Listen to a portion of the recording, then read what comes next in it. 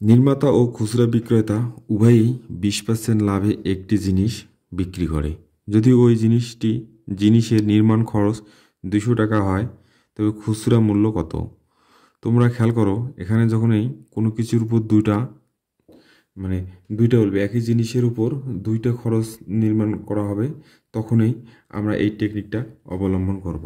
এখানে খুচরা মূল্যটা দেওয়া নাই, তাহলে আমরা ধরি, এটা শর্টকাট পদ্ধতি, কিন্তু ধরি খুচরা খুচরা মূল্য কত?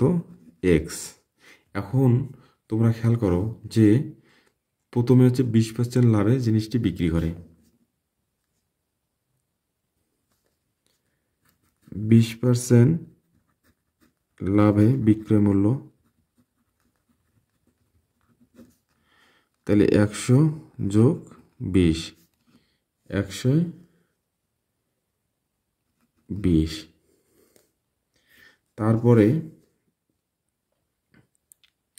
আবার বলা আছে যে আবার 20% লাভে বিক্রয় মূল্য, দেখো দ্বিতীয়বারও বলা আছে যে 20%, উভয়ই 20%, মানে দুইজনেই, তাহলে 100 যোগ 20, তাহলে 120। এখন তোমরা একটু খেয়াল করো যে এই এই 120 এটা কার উপর? এই খুচরো মূল্যের উপর। তাহলে শর্ত মতে আমরা কি লিখবো? যে দেখো, এই খুচরো মূল্য হচ্ছে এক্স, এই এক্স এর একবার বলছে 120%, এর আবার বলছে 120, মানে দুইবার 120 সমান সমান আমাদের কত টাকা নির্মাণ খরচ হচ্ছে? 200 টাকা। তার এখন তোমরা খেয়াল করো যে এক্স সমান সমান, তাহলে আমরা এখানে এটা সরি, এখন আমরা পরে করি, আগে এটা ঠিক করি।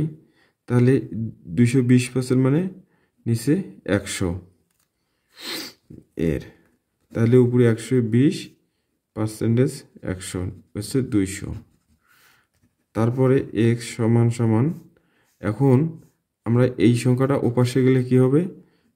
এতে 200 ঠিকই থাকবে, 200 তো এদিকে ঠিক আছে, তাহলে এটা উল্টে যাবে। তাহলে উপরে 100 নিচে 120 গুণন উপরে 100 নিচে 120।